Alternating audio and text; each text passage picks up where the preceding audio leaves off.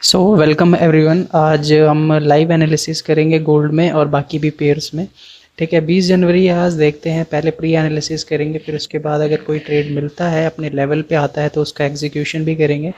तो सीधा चलते हैं मेरी स्क्रीन पे, एक बार लाइव एनालिसिस कर लेते हैं। अगर कोई परफेक्ट लेवल बन रहा होगा तो ही ट्रेड करेंगे, अदरवाइज हम ट्रेड नहीं करेंगे, क्योंकि आपको पता है गोल्ड तो वैसे भी ऑल टाइम हाई पे लगाता ही जा रहा है।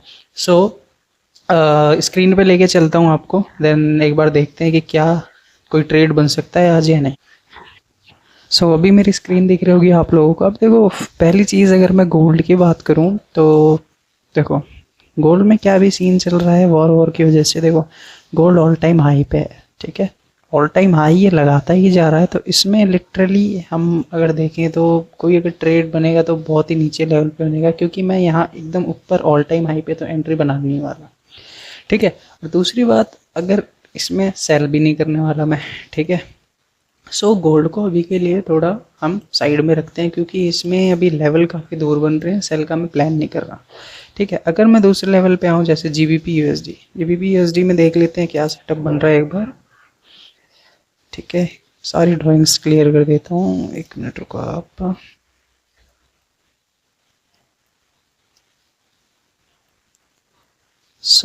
अगर जीबीपी यूएसडी में भी देखूँ मैं, तो जीबीपी यूएसडी में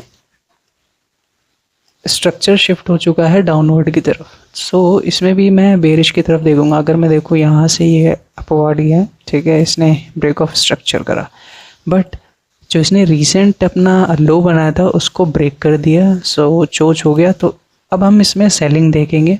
ठीक है, एक अच्छे लेवल पे आता है, जैसे मैं अगर देखूँ एक यहाँ पे इसको रेजिस्टेंस फेस करने को मिल सकता है। आप देखो तो इस लेवल पे, ठीक है, अगर इस लेवल पे आता है और डायरेक्ट तो एंट्री नहीं करेंगे क्योंकि एसएल बड़ा हो जाएगा फिर, और स्टॉप लॉस हिट होने के भी चांसेस काफ़ी ज़्यादा हैं। अगर आता है इस लेवल पे, मैं क्या सोचूंगा कि ये 1 मिनट पे चोच करे। ठीक है, ऐसे गया, ऐसे, फिर ऐसे आके, फिर ऐसे, यहाँ से एंट्री लेंगे और छोटा सा टारगेट रखेंगे स्मॉल रिस्क के साथ। ठीक है, ये तो बात हो गई जीबीपी यूएसडी की। और अभी बाकी पेयर्स में अगर देखूँ तो बाकी पेयर्स जैसे जीबीपी जेपीवाई है। जीबीपी जेपीवाई ये भी बुलिश स्ट्रक्चर दिखा रखा है इसने भी। ठीक है, तो इसमें भी अगर ये यहाँ पे आता है एज ए सपोर्ट, क्योंकि ब्रेकआउट हुआ है, सिंपल सी स्ट्रेटजी यूज़ करता हूँ, ब्रेकआउट एंड टेस्ट। यहाँ से ब्रेकआउट हुआ है, ये वापस यहाँ पे आता है, तो एक बाय की एंट्री का प्लान कर सकते हैं। अगेन डायरेक्ट नहीं लूँगा, कंफर्मेशन पे ही लूँगा। ठीक है, क्योंकि कंफर्मेशन से ये हो जाता है कि आपका एक तो एसएल छोटा हो जाता है, और कंफर्मेशन के बाद आपको ये लगता है 80% चांसेस हो जाता है कि आपकी तरफ ट्रेड जाने के चांसेस हो जाते हैं। ठीक है, इसलिए कंफर्मेशन का मैं वेट करता हूँ। ठीक है, बाकी अभी के लिए ये 2 ही पेयर्स है, क्योंकि ज़्यादा पेयर्स में देखूंगा नहीं, क्योंकि ठीक है, बाकी अगर जीबीपी यूएसडी में देखते हैं हम, अगर एंट्री मिलती है तो ठीक है, वेट करते हैं थोड़ा, या तो और किसी पेयर्स में हम एनालिसिस कर सकते हैं, जैसे कि यूरो यूएसडी। ठीक है, यूरो यूएसडी में क्या ट्रेड मिल सकता है अगर मैं बात करूं। देखो इसने भी सेम अपना स्ट्रक्चर शिफ्ट करा है, पहले बुलिश था, ठीक है, उसके बाद ये जो रिसेंट इसका लो था इसने वो ब्रेक कर दिया। इट मीन्स ये अब बेरिश हो चुका है। ठीक है, आप देखो रेड कैंडल बनती हुई आ रही है, यहाँ पे ग्रीन, इस ग्रीन का मतलब ये नहीं बाइंग ज़्यादा आ रही है, हो सकता है, बट हम क्या करेंगे, प्लान करेंगे एक सेलिंग का अगेन कंफर्मेशन के बाद। सेलिंग का हम एक छोटा सा मतलब रेजिस्टेंस देख के वहाँ पे हम ट्राई कर सकते हैं सेलिंग का। अगर मैं एक छोटा सा एक रेजिस्टेंस देखूँ तो आप देख सकते हो, ये एज अ सप्लाई हम मार्क कर सकते हैं। ठीक है, अगेन इस लेवल पे आता है, 5 मिनट के चोच पे हम सेल कर देंगे।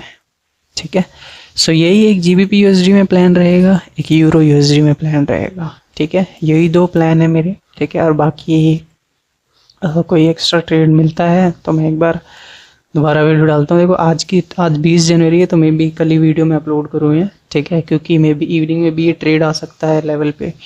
ठीक है, और बाकी अगर उससे पहले आ जाता है तो इवनिंग में ही वीडियो में अपलोड कर दूँगा। ठीक है, अब तक कि बैठते हैं 11-12 बजने वाले ऑलमोस्ट, तो 2 बजे तक मैं देखूँगा।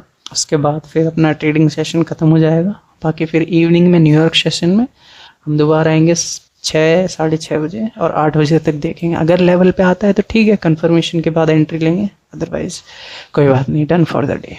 ठीक है, सो अभी वेट करते हैं अपने ट्रेड का।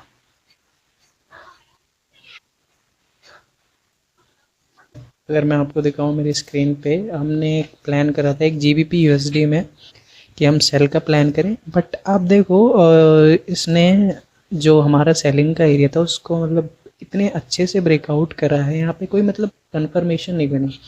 ठीक है, हमें अगर सेलिंग में जाना है तो एटलीस्ट हमें बेरिश कैंडल या बेरिश स्ट्रक्चर बनता वो देखना चाहिए, बट इसने डायरेक्टली ब्रेकआउट कर दिया, तो इसलिए मैंने ट्रेड प्लान नहीं करा।